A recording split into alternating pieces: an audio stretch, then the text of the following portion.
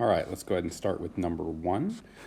For this one, you're given 4 descriptions, and you have to go through and match up where they would fall on the number line. Okay, so the first one, rolling a 5 on a 6-sided number cube. So if you think about that, rolling a 5, a number cube or a dice, okay, has got 6 sides, and all 6 of the sides are equally likely to occur. So you've got a 1, you've got a 2, and 3, and so on.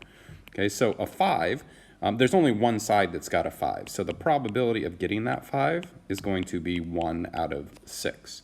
So if you look at like your options right there, 1 out of 6, that's definitely going to be below 50%. And there's really only one option on my number line, which is going to be right down here. So that would be choice A.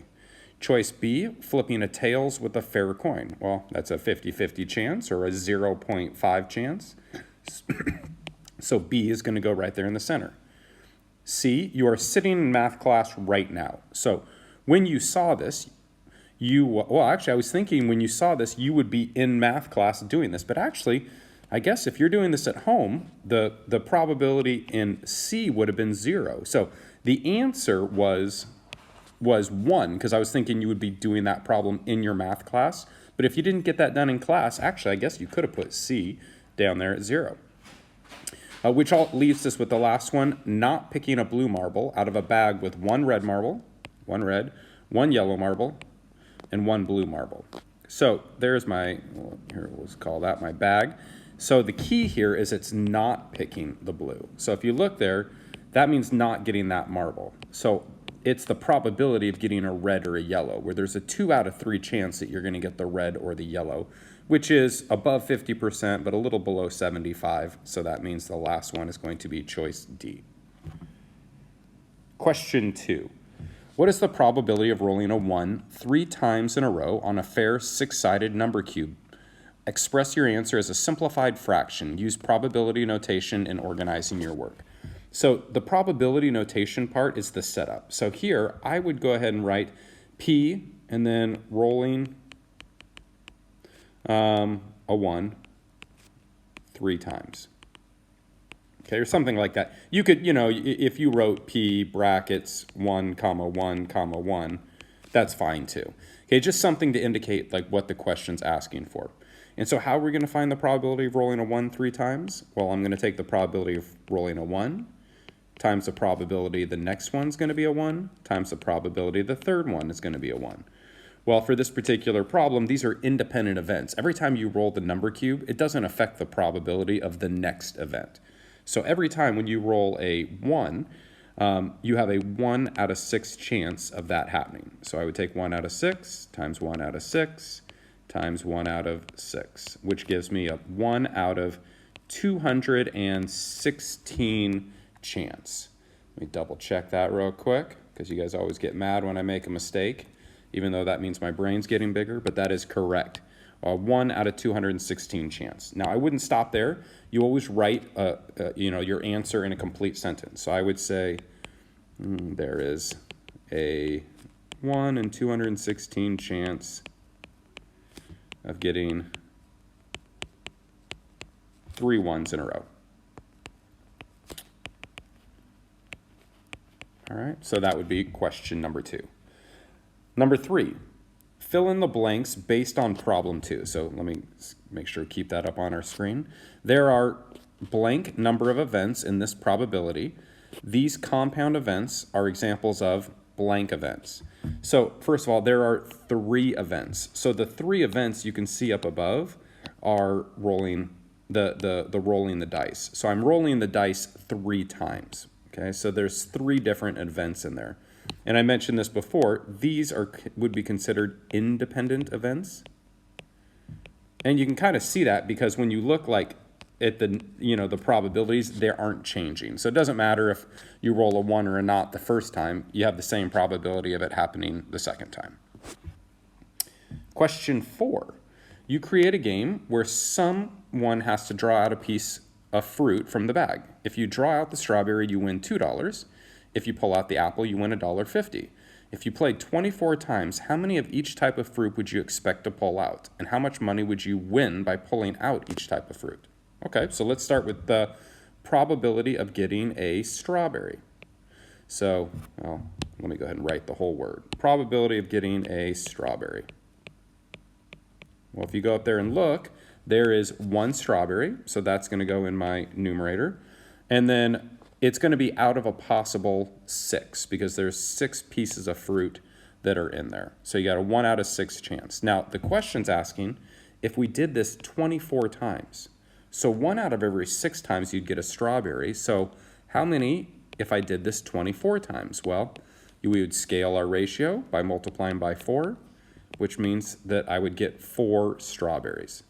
So if you did that, if you got 4 strawberries and each strawberry you pull out is $2, how much money would that give you? Well, you would take 4 times 2 to find how much you won. So 4 times $2 gives me $8. So that's how much I would win if I got the strawberry 4 times. How about the apple? Well, let's start with our probability notation. P apple. What's the probability that I'm going to get my apples? Okay, well, if you look over there, there's 2 apples. So I'm going to have a 2 out of 6 chance, which I could simplify to 1/3. It's always easier if you're working with simplified. And out of 24 times, how many times would I expect to get an apple? Well, now you can see if I'm scaling my ratio, I would be multiplying by 8, which is going to give me 8 apples. And it would have been the same. If I would have started at 6 and scaled up to the 24, I would multiply by 4. And then if I did the same thing with this 2 up here, I'm still going to end up at 8. So it really doesn't matter if you simplify first or not, but sometimes it's just easier to work with those smaller numbers. And how much money would I get for those 8 apples? Well, or for the prizes, I would take 8 times $1.50, and that is going to give me a $12. Okay. How about the bananas? Well, what's the probability of getting a banana? Really notice how I'm showing the work here, because this is how we want you to set the problems up, by starting with that probability notation. Okay, and using a proportion like this is probably the most efficient way to show your work effectively. So the probability of getting a banana is going to be 3 out of 6, or 1/2. And again, you can see in our bag there's 1, 2, 3 bananas out of a possible 6. So you have a 1/2 chance. So out of 24 times, how many times am I going to pull out that banana would we expect? Well, we'll scale that up by doing times 12. So I'm going to get a total of 12 bananas. And how much money do I get for those 12 bananas? You get nothing. Nothing. 12 times $0 is still 0. All right, so those would be my 3 answers. Okay, and then how much money I'm getting for those different outcomes. Okay, question number, did I miss a question there? Nope. Question number 5. Okay, we're keeping the same bag of fruit there, and the question is, what is the likelihood of choosing the bananas out of the bag shown if the fruit is not replaced? Very key, not replaced. And the probability of picking any piece of fruit is totally random. You can't feel in there and try to identify which one's the banana. So express your answer as a decimal, use probability notation. So let's start by writing my statement. The probability of getting 2 bananas. So I'm just going to go B, comma, B. Well, to find the probability of getting a banana twice, you take the probability of B times the probability of getting B. Well, the first B, if you look at the bag over here, there's 1, 2, 3 Bs. So for that first B, there is a 3 out of 6 chance. Okay, that's what goes with that one. Let me put a little B1 here to represent the first B. Because on this one, the probability of getting that second B is going to change. Imagine I take that banana, that's what I pick. So it comes out of the bag. I'm just going to kind of scribble that out. Now, that second probability, what's the probability of what's left in the bag that I'm going to choose one of those 2 bananas? Okay, well, there's 2 left in there, so it's going to be 2 over how many pieces of fruit are remaining in that bag? A total of 5. So I'm going to go ahead and multiply those together. We could simplify first. Some people like to multiply and then simplify. Personally, I would change the 3 over 6 to 1 over 2. And then you can also take the 2 over the 2 and make that 1 over 1. So that's going to give me a total of 1 over 5. And if you hadn't simplified first, you would have gotten 6 over 30, which simplifies down to 1 over 5. I just like doing it first. So that's my answer, but of course I would write it in a complete sentence. So I would say there's a 1 out of 5 chance, you could say likelihood or probability or whatever, of getting 2 bananas. Oh, and I almost, actually, looking at that, I almost didn't follow directions, because how are we supposed to write this? As a decimal. Oh, careful, Jace, Mr. Windust. So I'm going to take that 1 out of 5, and remember to turn the fraction to a decimal. Some of you just might know what that is. I would probably just do 1 divided by 5, okay, and it ends up being 0.2. So there's a 0.2 chance of getting 2 bananas. For number 6, based on the bag of fruit in problem 5, so the one we just did, there are how many events? There are 2 events, because I'm pulling out 2 bananas. Okay, here's event number 1, or pulling out 2 pieces of fruit. There's event number 2. These are examples, these compound events are examples of dependent events. And they're dependent because you can see when I did my calculations, that first probability going to the second probability, they're different. Okay, the first one was 3 out of 6. The second one was 2 out of 5. Okay, it changes. That second one changed depending on what piece of fruit got pulled out the first time, which is why that is a dependent event. All right, question 7. Based on the new bag of fruit to the left, complete each of the probabilities below. Okay, so we've got, now you notice that's a little different. There's only 5 pieces of fruit in there. So what's the probability I'm going to pick an apple? Well, there's an apple, there's an apple. That's going to be 2 out of 5. Question B, use a percent to state the probability. Find the probability of a strawberry or, this is a key word here, or a banana. So that's, that word or when we're working in probability, it's kind of like plus. It means we want to combine the strawberries and bananas. So if we look over here, here's the strawberry, here's a banana, here's a banana. So how many strawberry or bananas are there? Well, I'm going to take the 1 strawberry, add the 2 bananas. So there's a total of 3 strawberries or bananas. So the probability is going to be 3 out of 5, which that's the probability, but this question was asking for a percentage. So different ways you could do 3 out of 5. You could turn it to a decimal and then a percent, or you know what you could do? You could just set up a proportion. 3 out of 5 is equal to what over 100? Well, there I'd be multiplying by 20. So that becomes 60 out of 100, which is 60%. Okay? Or, you know, you could do 3 divided by 5 and get 0.6, and then take 0.6 multiplied by 100 to get 60%. Okay, that would work as well. All right, part C, use a decimal to state the probability of not getting a banana. So if you look at the bag here, let me erase my marks here. How many of the pieces of fruit in there are not bananas? Okay, there's a total of 3 that are not bananas. So what's the probability I'm going to choose one of those? It's going to be 3 out of 5 also. If you notice, part B and part C they're actually asking the same thing. Getting a strawberry or, oh, sorry, they're not. It just works out to be the same answer. I thought it was asking the same thing, but the probability of not getting a banana is 3 out of 5, and this question's asking for the answer in a decimal, which I just did right here on the previous problem, so I won't redo that, but I get 0.6. Question 8. You are going to spin each of the spinners below once. Draw a tree diagram representing the outcomes of this game. Include all possible outcomes for these independent compound events with unequal probabilities. Okay, so my first event, I'll go ahead and label it. This is event number 1, okay, is that first spinner. So I'm going to start right here. Tree diagrams always start from a single point. Now, in event number 1, there's 2 outcomes. You can get a yellow or you can get a blue. So my tree diagram is going to start with 2 different branches. Okay? One is going to go to yellow, one is going to go to blue. Now, if they were equally likely, that's all I would have to do for the first event. But in this one, they're not equally likely. That yellow is much more likely to happen.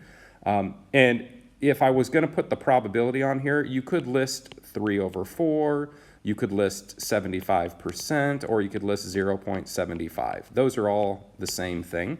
I'm going to go ahead and use fractions because I think they're the easiest to use. But if you want to use a decimal or a percent, that's totally fine.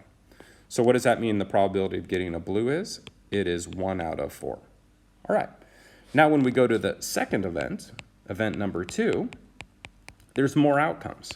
So in my tree diagram, you see there's 4 different outcomes. So I'm just going to list 1, 2, 3, 4. And at the end of each of those, I will go ahead and put yellow, blue, red, and cyan. All right. So what's the probability that that next one is going to be yellow? So if you're looking at event number 2, that's this section right here. There is going to be a 1 out of 4 chance. So what I do is I put that on the branch, 1 out of 4. Now the blue on the second event, so again, that's the exact same size as the yellow.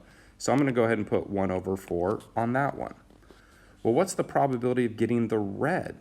Well, the red is a little bit smaller, so you can kind of see, how I divided that up to show you or give you a hint in terms of what the red's going to be. So let me put in a few other lines. So you can see, like, if I was going to divide this shape up, or this spinner up into a bunch of little sections, which is sometimes useful. Okay? If I divided it up like that, there would be a total of 12 different small sections. And that red is one of those. So the red, the probability of getting that red is going to be 1 out of 12. And you can kind of, leaving those on there, you can look at the cyan section. There is 1, 2, 3, 4, 5 of those sections. So there is a 5 out of 12 chance of getting cyan. And that's what the probabilities would be in the second part of my, on the second part of my tree diagram. And that's going to be exactly the same. It doesn't matter. These are independent events. So it doesn't matter if you get the yellow or the blue first. Those second probabilities aren't going to change. So I'm just going to be a little bit lazy here. And I'm going to take all of this and copy it. You would probably have to redraw this, but copy that, put it right down there, and voila, I am done with my tree diagram. Okay? It also asks you to include all possible outcomes for these different events. So all possible outcomes, that's another way of saying the sample space. The sample space, okay, is what can happen. So if you look at it, like, you can kind of go to the end of any of the branches. So if you look, like, if I follow this, okay, going up and up, well, that would represent the outcome yellow, yellow. And if I was going to go, use a different color here, let's say I went down and then up, like that. Well, that would be the example of getting a blue first and a yellow second. So if I go to, like, the end of each of these branches, that represents an outcome. So, like, the second one would be yellow, blue, yellow, red, yellow, cyan, blue, blue, blue, red, blue, cyan. So this right here is all my possible outcomes, which we call the sample space. And you do need to know that vocabulary word. All right, last page. Question 9. So we're going to use the spinners from problem 8 to answer the following questions. What is the probability of spinning the same color twice in a row? Express your answer as a simplified fraction. So getting the same color twice in a row, there's 2 ways you could do that. You could get 2 yellows, okay, or you could get 2 reds. So I'm going to figure these 2 out separately and then add them together at the end. So the probability of getting 2 yellows, I have to take the probability that the first one's going to be yellow times the probability the second one is going to be yellow. Okay, same thing with the reds. What's the probability the first one's going to be red times the probability that the second one is going to be red. All right, well, I'm going to go back a page just real quick. So let's look at that. The probability of a yellow, yellow. Well, yellow, yellow is, I've already highlighted it on my thing. That's the probability the first one's going to be yellow. That's the probability the second one's going to be yellow. So in order to find that, I'm going to take 1/4 times 1/4. Oh, wait, I forgot that already. It's not 1/4. It's 3/4 times 1/4, which none of that can be simplified, so it works out to be 3 out of 16. So there's a 3 out of 16 chance of getting 2 yellows in a row. What about the two reds? Well, go back here. So if I look on my diagram, the probability, oh, I'm lying. I thought there was a red in that first one. No big deal. What I actually want to know is the probability of getting two blues. So let's go ahead and highlight that second blue. So the blues are the ones in green. So what's the probability of getting two blues? Well, it's 1/4, that's the first one, times 1/4, which is the second one. So the probability of getting two blue, oh, see, I have to go back and change that. Blue, blue, making mistakes, learning. That would be 1/4 times 1/4, which is going to be 1/16. So the question's asking, what's the probability that they're going to be the same? Well, that means what I need to do is I need to say, all right, well, I need to take the probability that they're both going to be yellow, y1 or yy, and I need to add that to the probability that they're both going to be blue. Okay, so I've got a 3 out of 16 chance that they're going to both be yellow, a 1 out of 16 chance that they're both going to be blue, so the probability they're going to be the same is 4 out of 16. So then I would write that in a concluding that answer and put it in a statement. I would say there is a 4 out of 16 chance they are the same. I would say same color if I had more room, but I don't. So 4 out of 16 chance they are the same. And you know what? I'm a math teacher. What am I doing? I shouldn't say 4 out of 16. I should simplify that, just like I tell you guys to do all the time, to 1 out of 4 chance. Awesome. Okay, let's go down. 2 more questions. Number 10. Your friend creates a spinner with 60 equally sized sections. Doesn't mean the same number of sections for each outcome. So it just means like if I take the spinner and I draw it, okay, I could divide it up into one, like that would be 1 section, 2, 3, and all together, if I could make this small enough, if I continued this all the way around, the last one would be the section number 60. And each of those sections is exactly the same size. But they're not all the same. In this case, we're using artists. So that doesn't mean like there's the same number of Michelangelo sections and Leonardo and Raphael and Donatello. Those are very famous artists. Hopefully you guys all know them from the TMT's period in art history. So on this, what would be, first of all, the experimental probability of getting Michelangelo? Well, there is like if I was to take this and spin it, like in this case, it's 1,000 times. We ended up getting 48 Michelangelos. That's not a lot, right? You know, out of 1,000, which would tell me that in my spinner, there's not very many sections that have a Michelangelo, that are Michelangelos.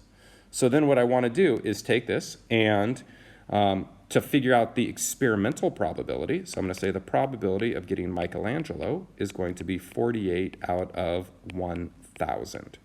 And it says express it as a percentage. So 48 out of 1,000, you could just divide those two. There's different ways to do it, to turn it to a percentage. But that's going to work out to be 0.048, which is 4.8%. So there's a 4.8% chance. Well, what's the probability of getting Leonardo?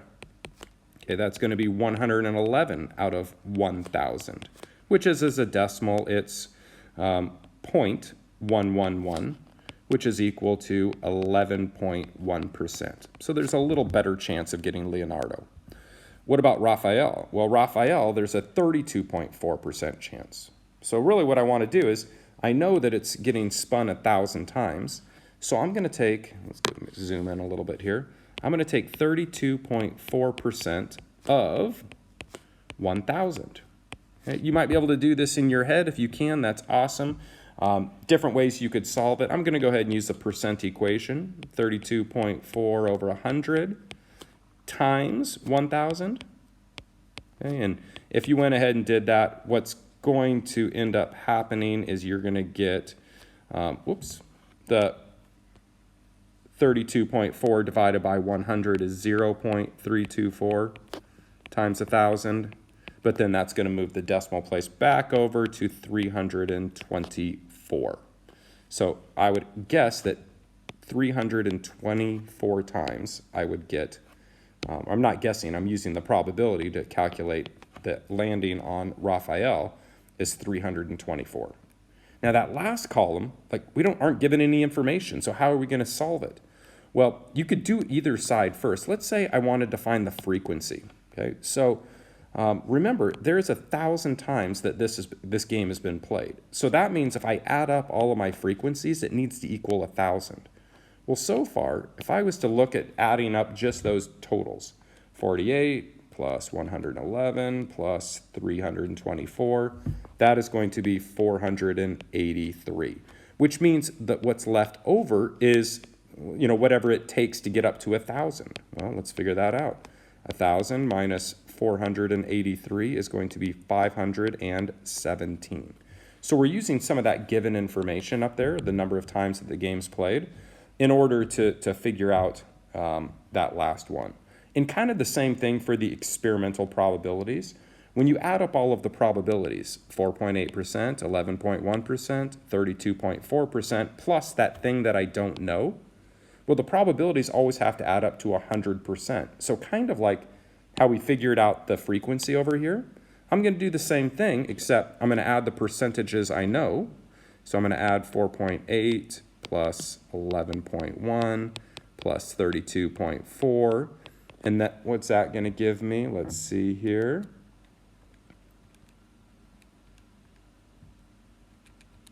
That is going to give me a total of 48.3. That's those three percentages added together, 48.3. And that last one has to be the number that gets me up to 100%. So let's take 100 minus 48.3. Sorry, we didn't leave you guys a lot of room to work here.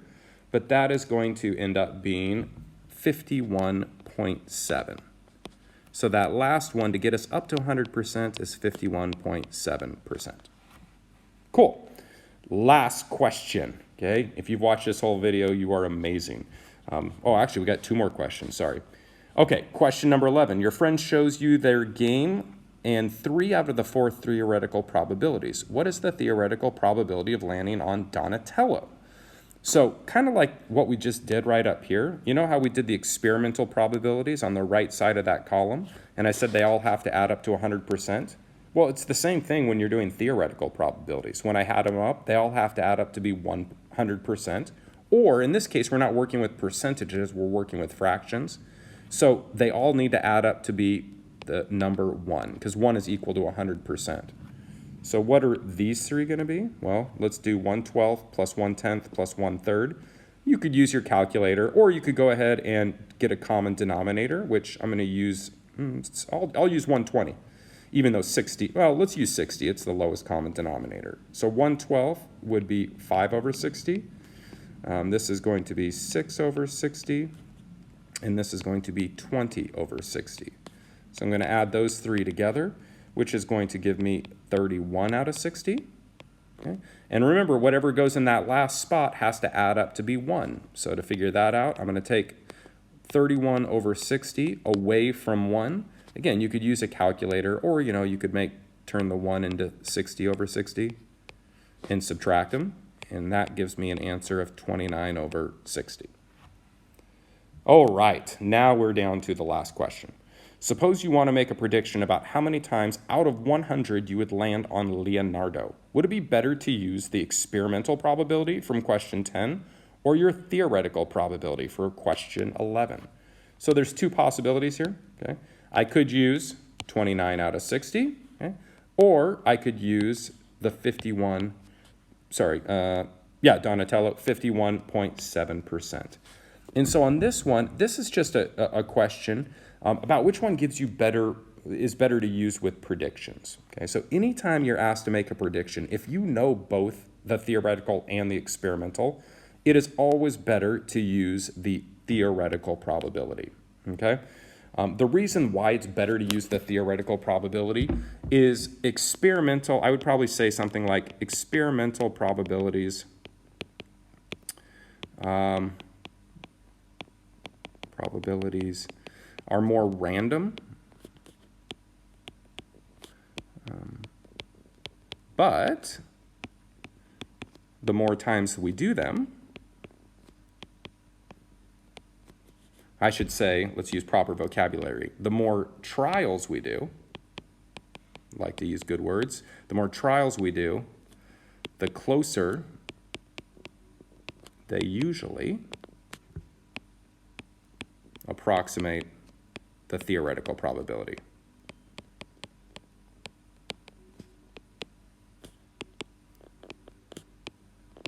And you know, you wouldn't have to have exactly the same definition here, but what we really want to make sure you know is, first of all, that when you're doing predictions, you want to use theoretical probability. Okay? The reason for that is experimental probabilities are random. Okay? The more times you do the experiment, the better the results are, but we don't know, like, it's never going to be, or if it does end up being exactly the theoretical probability, it's usually after a whole lot of trials. So those are the key takeaways from that question. Use theoretical to make predictions because experimental is random, but the more trials you do, the better the experimental probability is and the closer it gets to the theoretical probability.